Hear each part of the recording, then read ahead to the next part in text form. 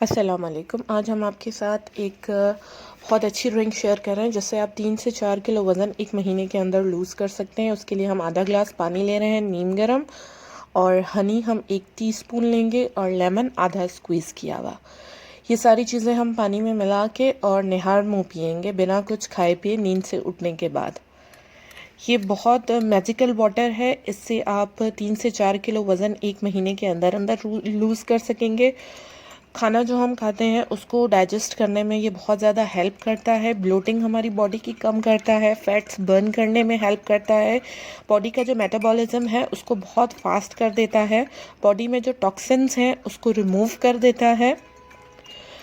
लेकिन शर्त यह है कि ये आपको रोज़ाना पीना पड़ेगा। दूसरा, इसका सबसे अच्छा जो फ़ायदा है वो ये है कि बॉडी पे, हमारे फेस पे जो एक्ने होते हैं उसको रिमूव करने में भी हेल्प करता है। ये हकीकत में एक मैजिकल वाटर है और बहुत ज़्यादा फ़ायदे हैं इसके। तो आप ये ज़रूर रोज़ सुबह को पिएं, और इसको पीने के बाद 1 घंटे का गैप ज़रूर दें अपने नाश्ते के और इस पानी पीने के दरमियान, ताकि आप इससे फ़ायदा उठा सकें। Thank you for watching.